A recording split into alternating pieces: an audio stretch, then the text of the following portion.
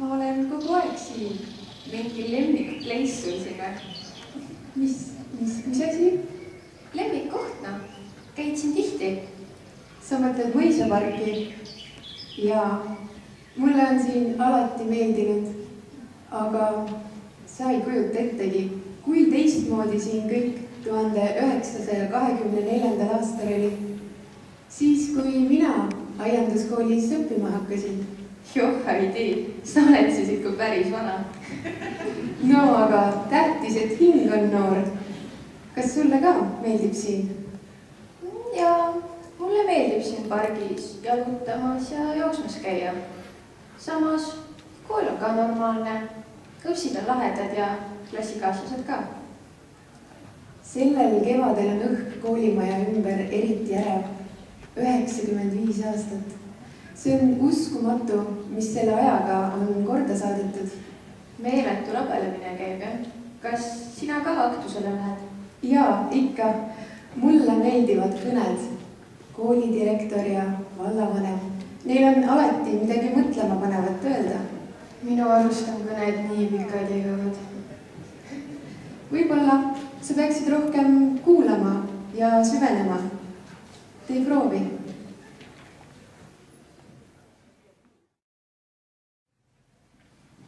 Mis sa peale kooli lõpetamist edasi tegid?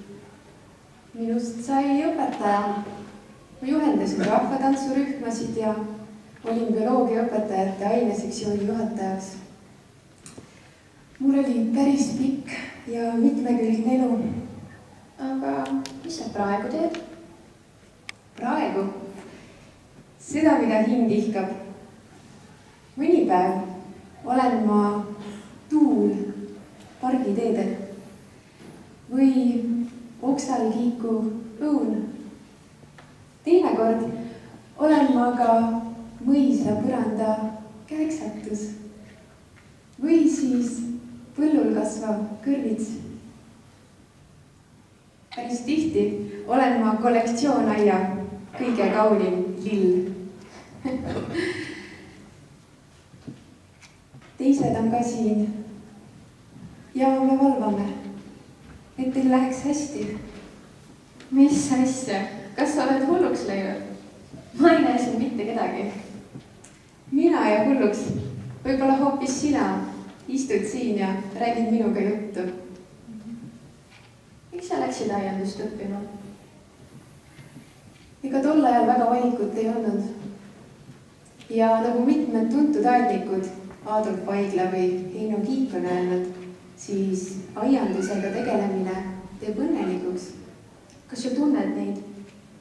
Teretame ikka, kui pargitee peal kokku põrkame. Meil on siin iga päev vilistlaste kokkutulek. Mis asja?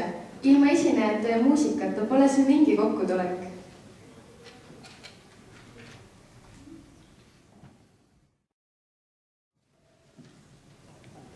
Kas sa tead, mitu korda on ähvardanud aianduskooli sulgemine? Mitu korda siis? No vähemalt 3. Tead, juba algusaastatel oli väga raske. Õpilasi oli vähe, polnud korralikke õppevahendeidki. Siis tuli juba sõda. Veel 20 aastat tagasi oli olukord päris kriitiline. Aga näe, aianduskool on oma juured nii sügavale mulda ajanud, et ei teda enam keegi välja juuri. Aianduskool on päris popp, jah. Maastikuehitajad käivad meil kogu aeg erinevatel võistlustel ja on täiesti maailmatasemel. Floristid samuti. Viimasel noormeistervõistlusel sai minu kursusekaaslane esimese koha. Ka mina käisin sellel võistlusel. Küll mitte võistlemas, vaid töötuba tegemas. Kas sa teadsid, et Lenna Kuurma ja Merle Jääger õpivad meil siin tekstiilkäsitööd? Seisin neil ükspäev selja taga söökla järjekorras. Keskkonnakaitsjatel on ka alati nii palju põnevaid projekte ja kui kauge õppemajas on, siis kõik õpilased ei mahugi köögiviljandusklassi ära.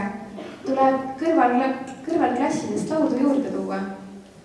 Samuti on meie kooliga käinud tutvumas 3 viimast Eesti Vabariigi presidenti. President Kaljulaid ütles peale Põlvamaa visiiti, et Räpina on 20 aasta pärast maailma parim paik elamiseks. Vot nii ägeda mulje suutsimegi talle jätta. Ma lugesin ka Delfist, et sügisel pidi president Räpinasse kuuks ajaks elama tulema. Ja ega me ka ministeeriumile pole võõraks jäänud. Haridus- ja teadusminister Mailis Reps korraldas meie kooli sümarlaua õpilastele ja õpetajatele. Seda kõike on nii tore kuulda ja ministeeriumi toetus on aianduskoolile alati tähtis olnud.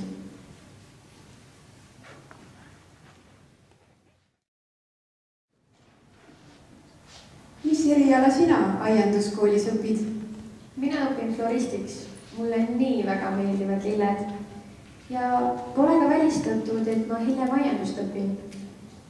Kas sa oled kuulnud mõtet, et Eesti võiks olla mahemaa, kus kogu taimekasvatus toimub ilma keemiliste taimekaitsevahenditeta ja väetisteta? Toidul on meie elus nii tähtis roll ja tore, kui saame toitu endal ise kasvatada. Järjest enam pöörame sellele tähelepanu. Ja igal floristil peaks olema kodus lillepeenar, mis õitseb kevadest sügiseni. Ega siis väga palju muutunud ei olegi. Meie tulime ka aiandust õppima ikka sellepärast, et toit oleks laual. Kõik oma kasvatatu oli au sees. Samuti oli oluline uued teadmised ja oskused isatallu tagasi viia, et aastaid haritud maa ikka viljakana hoida. Tänapäeval jah, vaatavad noored rohkem piiri taha, aga ma olen kindel, küll nad lõpuks koju tagasi tulevad.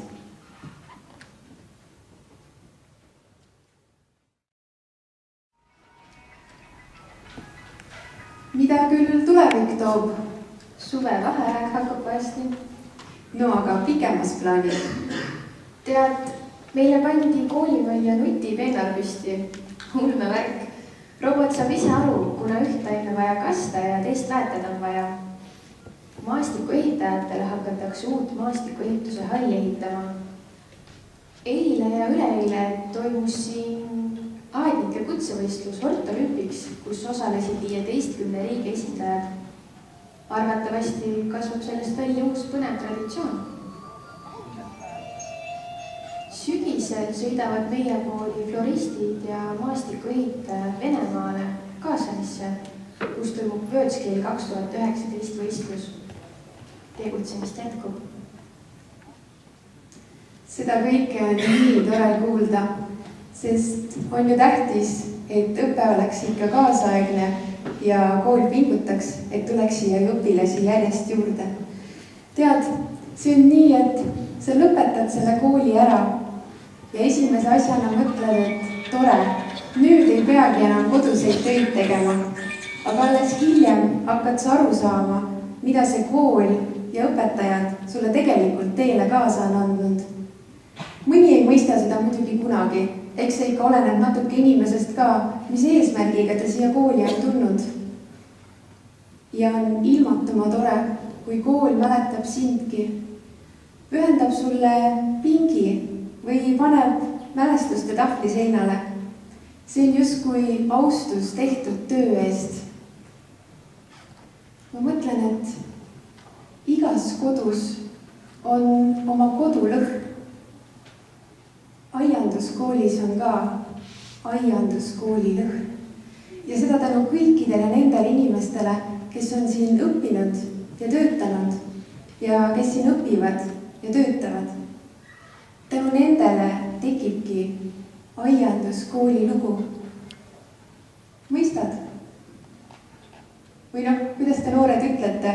Jõudis kohale? No, ma ei tea. Tead, aianduskoolil on oma laul ka. Ma laulan Räpinast. Muidugi ma tean. Ei, mis Räpinast? Vesikas ja pohki, näpud mulda. Oota, ma lasen sulle.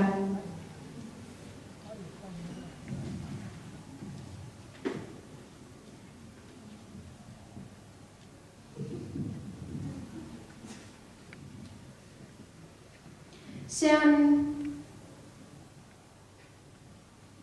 Kuhu sa kadusid?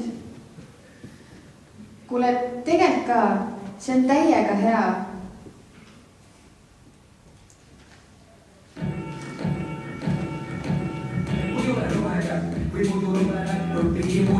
tubli tore ning ei ole käik. Koriseks ei korda saada kätt ega tagumikku. Kui oled kannatlik ja võtad asju rahulikult. Kui sulle võinas pole küblasega näpitsad, siis uued sõbradega endale sa rääginas. Ja kui tahad läbi lüüa hästi saab